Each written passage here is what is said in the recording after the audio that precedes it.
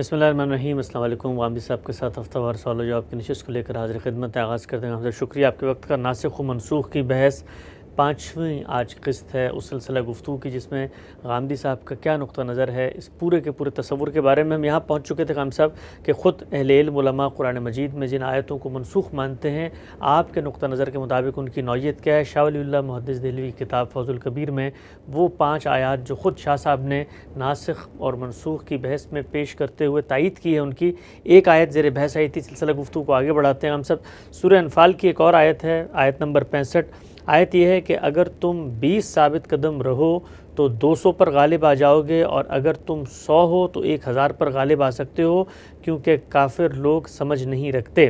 اس کے بعد شاہ صاحب لکھتے ہیں کہ اس کے بعد والی آیت جو ہے وہ اس کی ناسخ ہے، گویا اس نے اس کو نسخ کر دیا ہے۔ وہ آیت کیا ہے؟ وہ آیت یہ ہے کہ اب اللہ نے تمہارا بوجھ ہلکا کر دیا، کیونکہ اس نے جان لیا کہ تم میں کمزوری ہے، لہٰذا اگر تم میں سے 100 ثابت قدم ہوں گے تو 2000 پر، اور 1000 ہوں گے تو اللہ کے حکم سے 2000 کافروں پر غالب آ جائیں گے۔ اگر تم میں سے 100 ثابت قدم ہوں گے تو 200 پر، اور اگر 1000 ثابت قدم ہوں گے تو 2000 کافروں پر غالب آ جائیں گے، اور اللہ صبر کرنے والوں کے ساتھ ہے۔ بیان کیجئے گا ہم صاحب، یہ دوسرا مقام ہے جس کے بارے میں کہا جاتا ہے خود قرآن مجید کے ایک دوسرے مقام نے پہلے مقام کو نسخ کر دیا۔ اس میں ہرگز کوئی نسخ نہیں ہے، نہ کسی حکم میں کوئی تبدیلی ہوئی ہے۔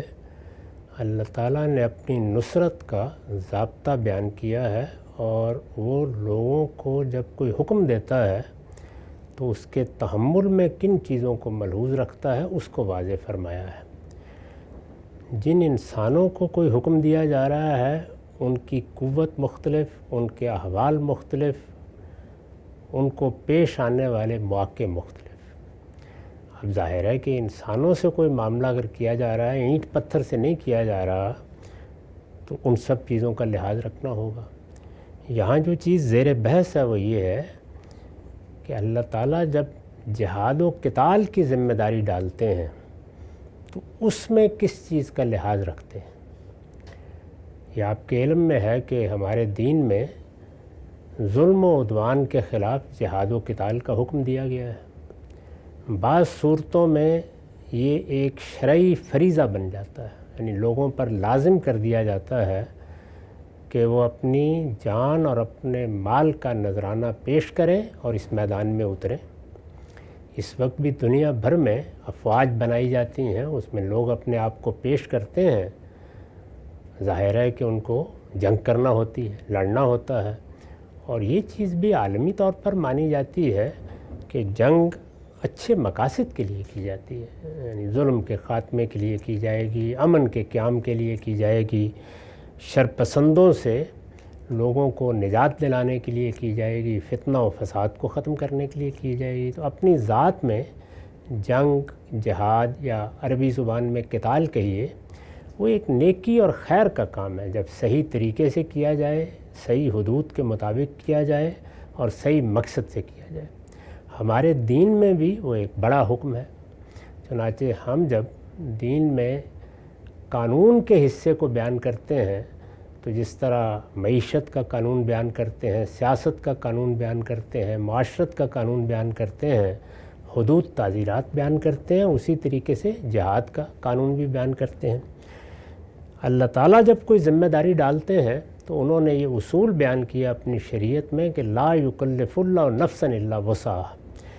اللہ تعالیٰ انسانوں کے ساتھ معاملہ کرتے ہوئے ان کی قوت کا خیال رکھتے ہیں۔ یعنی انہوں نے حج کرنا فرض کیا ہے تو ہر آدمی پر تو فرض نہیں کر دیا۔ یہ تو نہیں کہا کہ مرو جیو حج کرنا ہی ہے، تم چلنے کے قابل نہیں تب بھی کرنا ہے، تمہارے پاس سفر کا خرچ نہیں تب بھی کرنا ہے، تم بیمار پڑے ہو تب بھی کرنا ہے، یہ تو نہیں کیا۔ تو اس میں کیا فرمایا؟ من استطاع الیہ سبیلا، یعنی جو راستے کی مشقت اٹھا سکے وہاں جا سکے۔ نماز پڑھنے کا حکم دیا ہے، اس میں بھی ہم یہ جانتے ہیں کہ اگر کوئی مشکل پیش آ جائے، مشقت پیش آ جائے تو تخفیف ہوتی ہے۔ تو ہر حکم میں اللہ تعالیٰ اس کا لحاظ رکھتے ہیں کہ لوگوں کی حالت کیا ہے، وہ اس کا تحمل کس طرح کریں گے۔ تو اگر جنگ کا حکم کسی جماعت کو دیا جائے، یہ تو انفرادی حکم نہیں ہے، یعنی مجھے یا آپ کو نہیں کہا جائے گا، مسلمانوں کی جماعت کو کہا جائے گا۔ تو اللہ تعالیٰ نے ان آیات میں یہ فرمایا ہے کہ دو چیزیں دیکھ کر حکم دیا جائے گا. ایک یہ کہ ان کی مادی طاقت کتنی ہے، یعنی آپ نے ایک ذمہ داری ڈالنی ہے، ان سے کہنا ہے کہ میدان میں اترو. اس وقت دیکھیے اگر مسلمانوں کو آپ پوچھیے تو وہ آپ کو بتا دیں گے کہ فلسطین میں ہمارے ساتھ یہ ظلم ہو رہا ہے، کشمیر میں یہ ظلم ہو رہا ہے، فلاں جگہ یہ ظلم ہو رہا ہے. ایک پوری تقریر ہو جائے گی. اس ظلم کے لیے اگر پرامن ذرائع ناکام ہو جائے تو پھر کیا ہوگا؟ جنگ ہی ہوگی نا. ہم یہ جانتے ہیں کہ اس پچھلے 10-20 سال کے عرصے میں دنیا کی بڑی طاقتوں کو ان کے خیال کے مطابق ظلم و عدوان کے خاتمے کے لیے یا امن کی بحالی کے لیے میدان جنگ میں اترنا پڑا ہے. تو جب اللہ تعالیٰ یہ کہیں گے کہ اب تمہیں میدان جنگ میں اترنا ہے، میں تمہیں حکم دیتا ہوں، تو وہ کہتے ہیں کہ مادی طاقت ایک حد تک ہونی چاہیے. اگر وہ نہیں ہے تو میں یہ ذمہ داری نہیں ڈالوں گا. اس کو دوسری آیت جب آپ نے پڑھی ہے تو اس کی ابتدا میں دیکھیے، الآن خفف اللہ عنکم، اب اللہ نے تمہارا بوجھ کم کر دیا ہے. یعنی مادی طاقت کتنی ہونی چاہیے، یہ پہلی بات. اور دشمن کی طاقت سے جس کے خلاف آپ نے جہاد کرنا ہے اس کی نسبت کیا ہونی چاہیے. دوسری چیز کیا ہے، جنگ صرف مادی طاقت سے نہیں ہوتی، اس کے ساتھ آپ کس نسب العین کے لیے جنگ کر رہے ہیں، آپ کس آدرش کے لیے جنگ کر رہے ہیں، آپ کا جذبہ کیا ہے. وہ مقصد کوئی حق کا مقصد ہے، واقعی اس کے لیے یہ جذبہ انسان میں پیدا ہو سکتا ہے کہ وہ اپنی جان دے دے. جس جماعت کو آپ کہہ رہے ہیں کہ وہ جنگ کرے، اس کی تربیت اور اس کا ذہنی شعور کیسا ہے؟ کیا وہ اس نسب العین کو سمجھتی ہے؟ کیا اس کے اندر ظلم و عدوان کے خلاف وہ جذبہ موجود ہے؟ مثال کے طور پر اگر اسی کے لیے جنگ کرنی ہے، یاد کیجئے کہ ہمارے ہاں یہ حالیہ تاریخ کا واقعہ ہے کہ ایک فوج بنائی گئی جس کی تعداد 3 لاکھ کے قریب بتائی جاتی ہے. اس فوج کے بنانے میں دنیا کی سب سے بڑی طاقت نے اپنے وسائل جھونک دیے. تو جہاں تک طاقت کا تعلق تھا، مادی طاقت کا، اس کے اسباب فراہم کر دیے گئے، لیکن وہ طاقت جو انسان کے اندر سے نکلتی ہے اس کو تو انجیکٹ نہیں کیا جا سکتا تھا. تو ہم نے دیکھا کہ وہ صحرا نشینوں کے مقابلے میں تاش کے پتوں کی طرح بکھر کر رہ گئی. یہ ہم نے اپنی آنکھوں کے سامنے دیکھا. ان لوگوں کے اقدام سے مجھے اختلاف ہوگا، آپ کو اختلاف ہوگا، ہم اس پہ تنقید کرتے ہیں. یہاں جنگ اور جدال کے پہلو سے اگر دیکھیں تو جیسے ہی وہ قوت پیچھے ہٹی، یعنی دنیا کی بڑی طاقتیں پیچھے ہٹی، تو اتنی بڑی فوج بالکل بکھر کر رہ گئی. کیوں بکھر کر رہ گئی؟ جذبہ محرکہ نہیں، وہ جذبہ محرکہ موجود نہیں تھا. اپنے مقصد یا اپنے نسب العین کے ساتھ وہ وابستگی موجود نہیں تھی. اس کو بھی اس آیت میں بیان کیا ہے.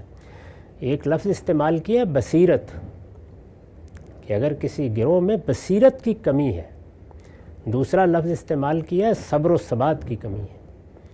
تو صبر و ثبات اور بصیرت، یہ دو چیزیں اگر لوگوں میں نہیں ہیں، کسی مسلمان جماعت میں نہیں ہیں، تو فرمایا کہ پھر مادی طاقت کی نسبت کافی نہیں ہے، اس کی بھی نسبت دیکھنی پڑے گی. تو اب دیکھیے اس کو کس خوبی کے ساتھ بیان کیا ہے کہ جس وقت تم لوگ رسول اللہ پر ایمان لائے، ابتدا میں زیادہ تعداد کن لوگوں کی تھی؟ خود قرآن نے بتایا ہے کہ اللہ کے پیغمبر کی دعوت پر سبقت کرنے والوں کی.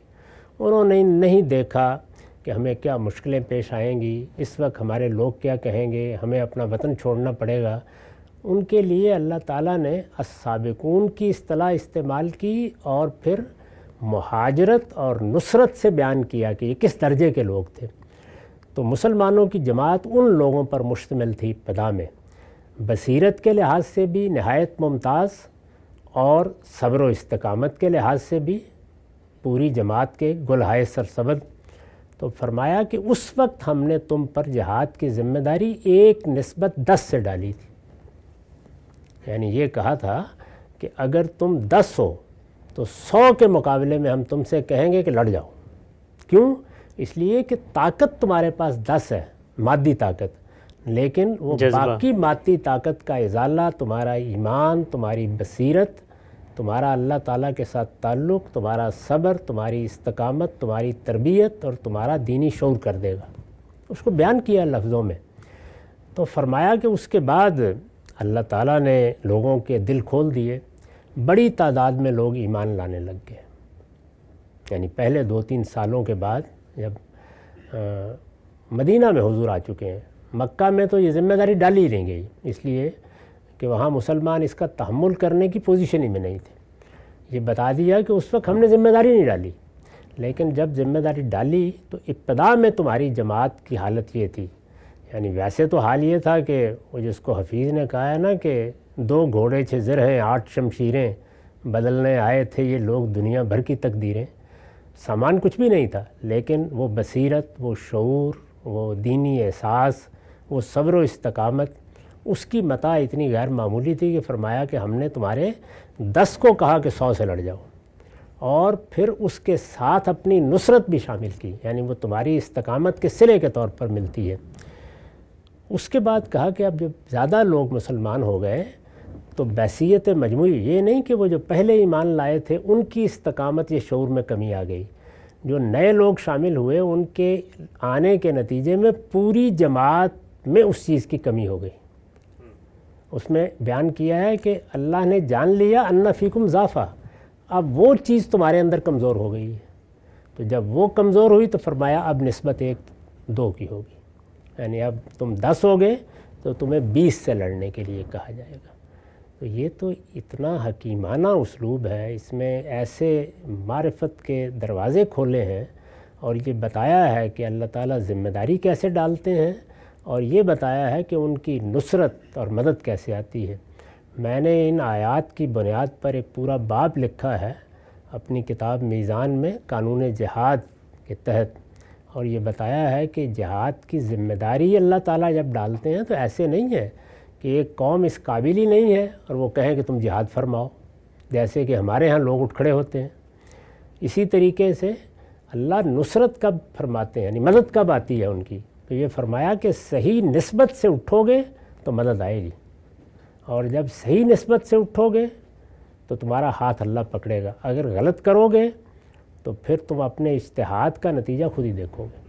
تو اس میں دونوں پہلوؤں سے, یعنی نصرت الہی کے لیے کیا ضابطہ ہے, اور اللہ تعالیٰ جہاد و قتال جیسی بڑی ذمہ داری کسی جماعت یا قوم پر کیسے ڈالتے ہیں اور اس میں کن چیزوں کو دیکھتے ہیں, ان کو بیان کیا ہے. اس میں نسخ کا کیا سوال ہے؟ بہت خوب ہم صاحب, بہت خوب زبردست انداز سے آپ نے اس چیز کو بیان کیا. بلکہ میں ایک اور نقطہ یہاں پہ آپ کی خدمت میں پیش کروں گا کہ جس وقت ہم یہ کہہ دیتے ہیں کہ اللہ تعالیٰ نے گویا ایک الٹپ حکم دیا تھا اور ایک دوسری آیت میں آ کے اس حکم کو گویا منسوخ کر دیا, تو وہ جو اعجاز, وہ جو حکمت, وہ جو بصیرت, وہ جو تدریج, وہ جو اللہ تعالیٰ کی پوری اسکیم ریفلیکٹ ہوتی ہے کہ پہلا حکم بھی انسان کی کنڈیشنز کو دیکھ کر دیا تھا, اور دوسرا حکم بھی ان کنڈیشنز میں تبدیلی آئی ہے تو دیا ہے, نئی تبدیلی آتی تو وہ برقرار رکھا جاتا.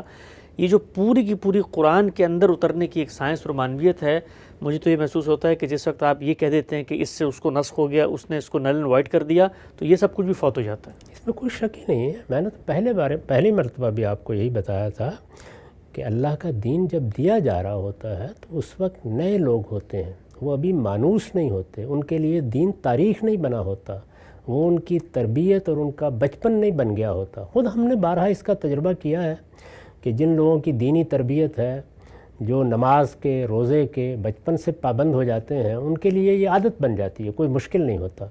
لیکن بہت سے لوگ ہوتے ہیں کہ جن کو یہ ماحول نہیں ملا یا انحراف اختیار کر لیا, اب وہ عمر کے کسی حصے میں متوجہ ہوتے ہیں تو ان کو پہلا روزہ رکھوانا بہت مشکل ہو جاتا ہے, 2 نمازیں پڑھوانا بہت مشکل ہو جاتا ہے.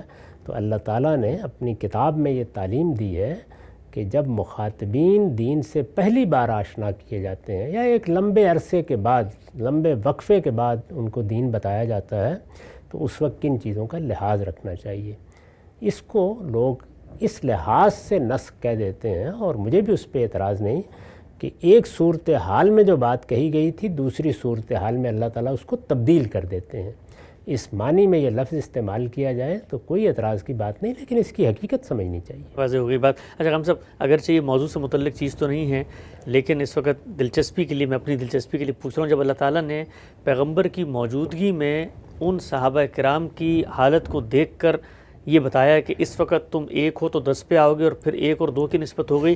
صرف اگر ایک کمنٹ آپ کر دیں، اس وقت جو مسلمانوں کی موجودہ صورتحال ہے اس میں تو پھر اس میں کیا نسبت ہوگی لڑنے مرنے کی؟ 1 فی کروڑ. لگتا تو یہ نہ خود کسی قابل، نہ ان کی معیشت اس کا تحمل کر سکتی. اسلحے کے معاملے میں دوسروں کے مرہون منت. ابھی تو ذرا معقول قسم کی گولی بنانا مشکل ہے. تو اس لیے اپنی طرف دیکھنا چاہیے. مادی طاقت کا یہ حال ہے، اور جو کچھ ہمارے اخلاق ہیں، جیسا ہمارا کردار ہے، اس کو بھی دیکھ لیں. بصیرت جس کو قرآن نے کہا ہے، قرآن مجید یہاں بے محابہ جذبے کا لفظ نہیں استعمال کر رہا. یعنی بصیرت کتنی ہے، شعور، دین کا فہم، تم کس حد تک سمجھتے ہو کہ یہ مقصد حق ہے. اور دوسرا لفظ کیا استعمال کیا؟ صبر، یعنی استقامت. اللہ تعالیٰ کی طرف سے اگر کوئی مصیبت آ جاتی ہے، تکلیف آتی ہے، تو کیا رد عمل ہوگا تمہارا؟ تو یہ چیزیں ہیں جن کو توجہ دلا کے کہا ہے اس کے بعد فیصلے کیا کرو. اور اس میں ہمارے لیے بھی بڑا سبق ہے کہ جہاد بڑی چیز ہے، اور جہاد اللہ تعالیٰ نے فرض کیا ہے، اور جہاد ہم مسلمانوں کو کرنا ہے، اور جہاد سے ہمیں غلبہ حاصل ہوگا. اللہ تعالیٰ فرما رہے ہیں میں جہاد کی ذمہ داری ایسے ڈالتا ہوں جب کبھی ڈالتا ہوں. اچھا ہم سے یہ جو ہمارے یہاں شاعر آزاد کہتے ہیں کہ مومن ہے تو بے تیغ بھی لڑتا ہے سپاہی، کافر ہے تو شمشیر پہ کرتا ہے بھروسہ، تو یہ آیات تو بتا رہی ہیں کہ شمشیر بھی برابر کی ہونی چاہیے ہے اور جذبہ بھی برابر کا ہونا چاہیے، تب کافروں کے ساتھ لڑائی ہوگی تو اللہ کی یہ مدد آئے گی. اس کی نسبت تناسب کو بیان کر دیا ہے، اور یہ صحابہ کی جماعت کے بارے میں بیان کیا ہے. یعنی ان کے 2 ادوار کو سامنے رکھ کے بیان کیا ہے، پہلا دور اور دوسرا دور. اب آپ اندازہ کیجئے کہ ہمارے ہاں صورتحال کیا ہے اس کی. باقی دیکھیے شاعر کا کام یہ نہیں ہوتا کہ وہ کوئی قانون ضابطے بیان کرے. وہ بعض اوقات کسی چیز کے جذباتی پہلو کو بیان کرتا ہے، بعض اوقات مبالغے کا طریقہ اختیار کر کے معمولے کو شہباز سے لڑا دیتا ہے. لیکن اللہ تعالیٰ کی کتاب اور اس کے دین کا یہ معاملہ نہیں ہے. وہاں ہر چیز کو ایک تعین کے ساتھ بیان کیا جاتا ہے. اور یہاں آپ الفاظ میں دیکھیں بتایا ہے کہ الان خفف اللہ عنکم، تمہارے اندر کمزوری ہے، اب وہ نہیں رہے تم اب اپنی جماعت کے لحاظ سے، تو اللہ نے بھی تمہارے اوپر ذمہ داری ڈالنے میں تخفیف کا طریقہ اختیار کیا، یعنی کمی کرتی. ٹھیک ہے، نقطہ نظر واضح ہوا. 2 آیات زیر بحث آئی ہیں جن کو بالعموم ناسخ و منسوخ کی بحث میں ہمارے علماء کرام پیش کرتے ہیں. باقی آیات کیا ہیں اور اس پوری بحث پہ کچھ ضمنی توضیحی اشکالات، تنقیدات جو کی گئی ہیں وہ بھی غام صاحب کی خدمت میں کر کے رکھیں گے. وقت یہاں پہ ختم ہوتا ہے، دوبارہ حاضر خدمت ہوں گے. اب تک آپ کو بہت شکریہ.